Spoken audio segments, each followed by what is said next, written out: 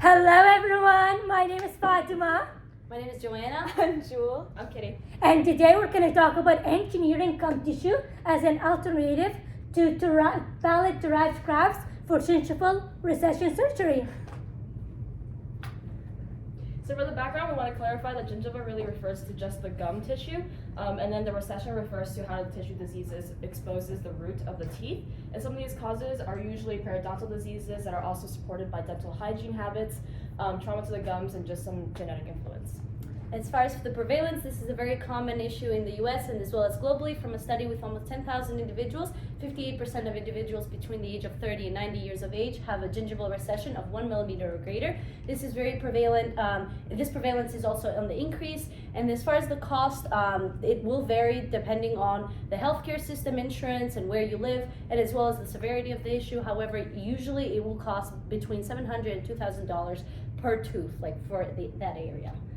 And then as far as the clinical needs, so the gold standard treatment is soft tissue reconstruction through gum autografts using tissue from the palate, which means it is an autograft coming, it's a tissue coming straight from the roof of the mouth of the patient. And then there's no limitations to the functionality of the mouth, so there are no limitations in chewing and speech long term. But there is limitations on the amount of tissue available to harvest, and as well as the surgery techniques used are very complex and sometimes can cause prolonged pain on patients and high infection rates. The clinical need, we want individualized and customizable tissue reconstruction. We don't want a donor site or second wound to the patient, which would increase infection rate. We want decreased surgical time and future maintenance costs.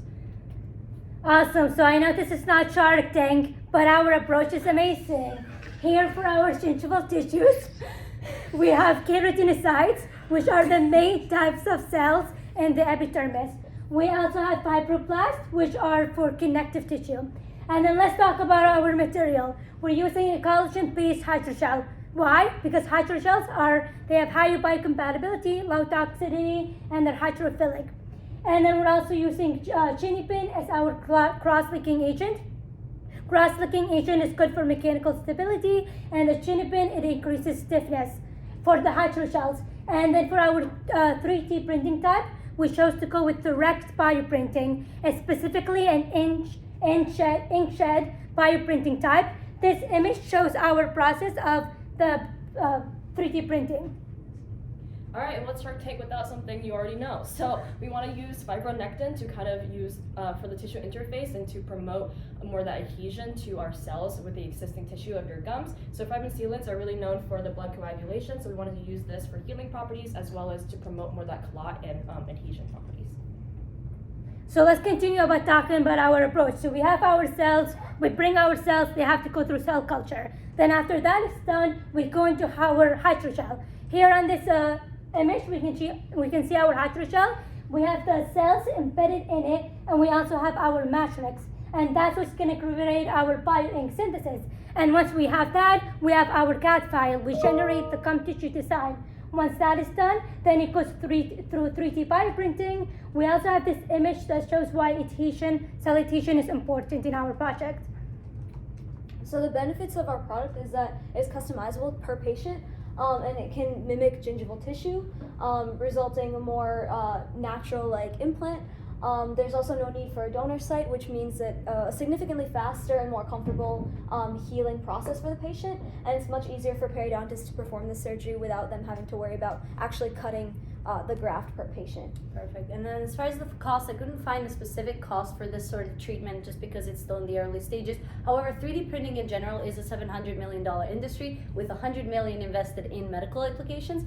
And in the next 10 years, it is expected to grow to an $8.9 billion industry with $1.9 billion invested into medical applications. So it is a very growing industry, and I think it will have a lot of benefits to healthcare. So some of the competition, as mentioned before, there are the autologous tissue grafts. So there's the free gingival and connective tissue grafts. Similarly, they both take a piece of the palate and it's sutured over the recession area. But unfortunately, this process can only use limited tissue. And then there's also freeze-dried skin allografts, which are commercially available, but they have the issue of grafts shrinking during healing. Also the issue of delicate handling and significant structural differences between the graft and gingiva itself. And then we also have cross-linked collagen fibers, a matrix of that. Even though it is volume stable, it's very porous and has a tendency to degrade quickly, meaning repetitive procedures. And it's also very difficult to tailor during the surgery. And these are our references. Cool. Thank you. I know. I'm exhausted.